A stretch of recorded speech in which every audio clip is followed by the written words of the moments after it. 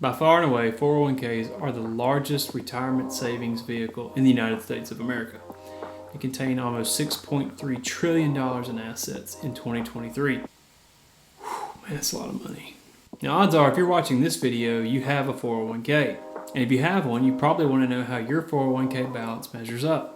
Or how about how your 401k compares to other plans? After all, they're all different. Is yours one of the best, or does it leave a lot to be desired? In this video, we're going to talk about the average 401k balance. We're going to talk about average vesting schedules, employer contribution amounts, investment options, annual fees, average returns. Just about any stat you want to know about other 401k plans, we're going to cover in this video.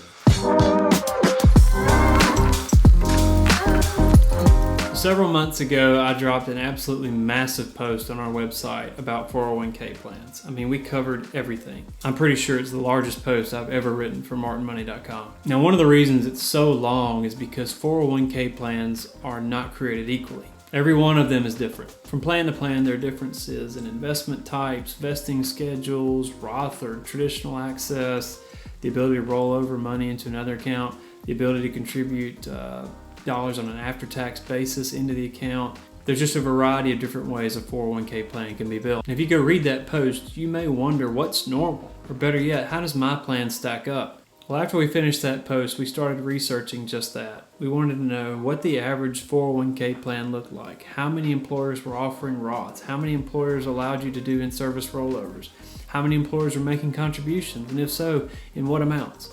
So let's get started and see what they're doing. First off, we want to address what the average 401k balance is.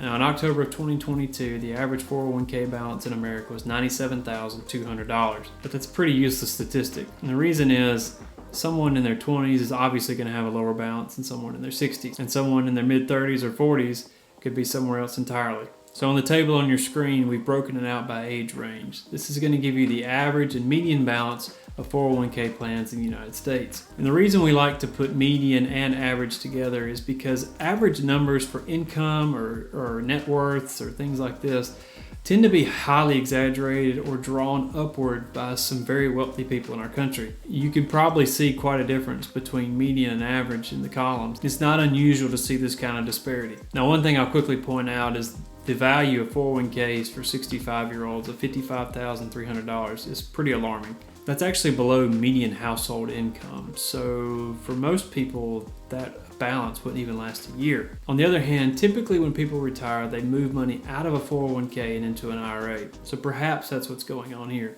Let's hope so. All right, item 2, what is the average 401k match?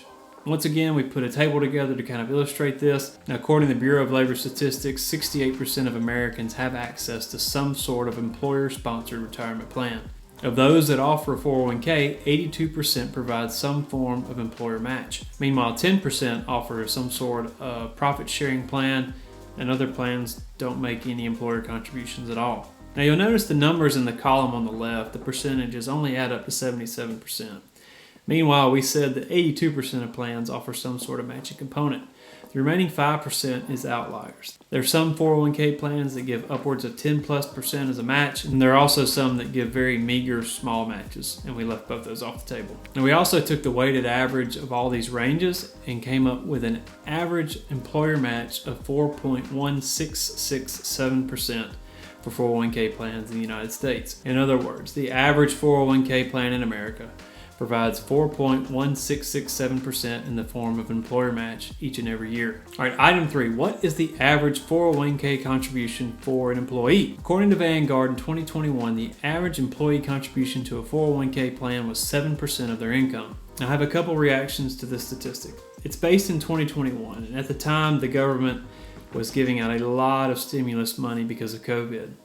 This number, 7%, was probably a little higher than normal. The second thought is we still recommend saving at least 15% of your income in tax-advantaged retirement accounts each year. Now, 401k is only one option for retirement saving, so perhaps people are contributing just enough to get their employer match and then moving on to an IRA, which is actually what we recommend in the Next Dollar Roadmap. And I hope that's the case because 7% probably won't cut it in the long run. All right, item 4, what is the average 401k vesting schedule? 28% of 401k plans vest employer contributions from the time the account is open. Most of these are probably safe harbor plans, which allow a company to avoid a lot of expensive testing in a 401k plan. It's a bunch of IRS rules.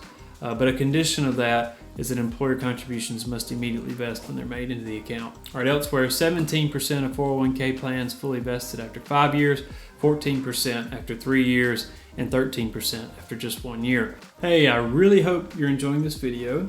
And if you are, I have a small request. Could you please click the like and subscribe buttons below? It's a really big help to our channel. Helps us to grow and get the word out about what we're doing. Helps us to teach other people about personal finance. All right, number 5, what is the average 401k invested in? Now, we found the most common asset allocation within a 401k was a 60-40 split between stocks and bonds. And when you consider the fact that target date funds are growing in popularity in 401k accounts, this really isn't that surprising. Now, typically, you're going to see an asset allocation closer to stocks or more heavily weighted in stocks as workers are younger. And as you age, typically 401k balances will shift more toward fixed income or bond side of the equation. All right, item 6, what is the average annual 401k rate of return? Admittedly, the data on this is not very clear. We did quite a bit of research and found everywhere from 5% to 8%. It wasn't clear if some of those numbers were inflation adjusted or not, so I'm not really sure what to tell you. But 5 to 8% is the range, in case you're wondering. Now, I don't really think this is very helpful information because the risk profiles for 401ks should be drastically different based on age and years from retirement. In other words, 20-year-olds, 30-year-olds are going to have a much higher risk profile and should have a higher rate of return than, say, someone in their 50s or 60s who's about to retire, which should be a lower rate of return and a more conservative asset allocation. All right, item 7. What are the average 401k custodian fees? I was pretty shocked by this. The average annual 401k fee is 2.22%. And the reason this is so shocking to me is because you can find many index funds or target date funds that have expense ratios of less than 0.10%. That's less than 1/20th of what the average 401k pays in expenses each year. At 2.22%, that means the 401k industry collects $140 billion each year in fees. I'm in the wrong line of work. All right, item 8, does the average 401k allow in-service distributions? Now, the reason this is important is if you ever wanted to do a mega backdoor Roth IRA, you would need to be able to roll the money out of your account without leaving your employer. Unfortunately, I could not find very clear information about this. Now, odds are the larger your 401k plan is, or the lower your expense ratios, or just basically the better run the plan is, the more likely you are to be able to make in-service withdrawals. If you're not sure if your 401k offers in-service withdrawals, you should read the plan documents or ask someone from the plan custodian. I recommend doing both. To me, it was unclear at my company that I even had this option until I actually asked a financial advisor from the custodian. All right, item 9, does the average 401k have traditional and Roth options? So basically all 401k plans offer a traditional route. Roth didn't become an option in 401k plans until the early 2000s, and even then it was a while before companies really began to adopt it. As of 2021, 88% of 401k plans offered a Roth option, and pretty soon this number could raise to 100%. As a part of Secure Act 2.0, Congress decided that catch-up contributions made by those 50 and above would have to be made on an after-tax basis only. This means that plans that don't currently offer a Roth option will have to allow their plan participants to make catch-up contributions, or they'll have to deny plan participants the right to make catch-up contributions at all. And personally, I hope Congress reverses course on this. I think the administrative burden of requiring catch-up contributions to be made on an after-tax or Roth basis is going to cause 401k plans to become more expensive for everybody.